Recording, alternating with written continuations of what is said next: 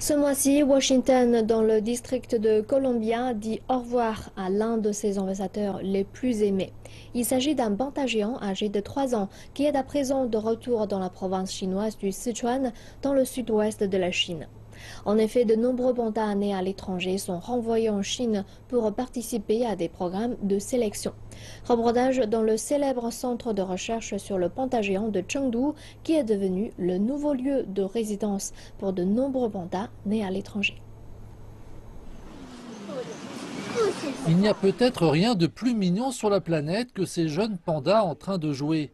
Ici, au centre de recherche sur le panda géant de Chengdu, ces petits sont la preuve que la bataille pour sauver le panda de l'extinction est gagnée. Cette base a été ouverte en 1987. Elle comptait alors seulement 6 pandas. Aujourd'hui, elle est forte d'une population de plus d'une centaine et la tendance est à la hausse. Il s'agit vraiment d'un travail international. Les pandas nés ici ont été envoyés dans les eaux du monde entier pour qu'ils puissent se reproduire. Il s'agit aussi de sensibiliser à la destinée du panda géant en milieu naturel. Je pense que plus il y a de pandas à l'étranger, plus on prendra conscience de ce qui se passe pour les préserver en milieu naturel.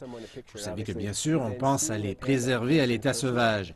C'est un message formidable pour les gens que ce monde est beaucoup plus petit que ce que nous imaginions. Je pense qu'avoir des pandas comme ambassadeurs représentant la Chine et la préservation est une grande chose. Ce programme mondial, souvent appelé la diplomatie du panda, a permis de retirer le panda géant de la liste des espèces en voie de disparition. Voici une scène chinoise emblématique. Habao, un panda mâle chinois mâchant du bambou. Mais celui-ci n'est pas né en Chine. En fait, il est né aux États-Unis, à Atlanta, dans un zoo de Géorgie. Cependant, les pandas nés hors du territoire chinois sont renvoyés ici en Chine pour participer à des programmes d'élevage comme celui de Chengdu. À leur retour, certains ont pris des habitudes très étrangères. C'est quelque chose sur lequel nous travaillons énormément quand les animaux reviennent. Je vais m'y consacrer avec les formateurs des États-Unis pour, en quelque sorte, mieux connaître ces animaux. C'est une période de réflexion pour les pandas. Nous apprenons à les connaître comme si vos parents adoptifs vous présentaient à vos parents.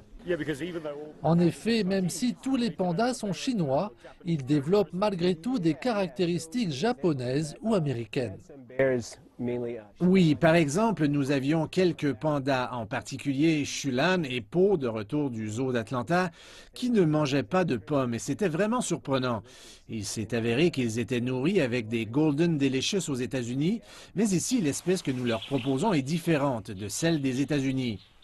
Alors que tous les pandas sont chinois, tous ne comprennent pas cette langue.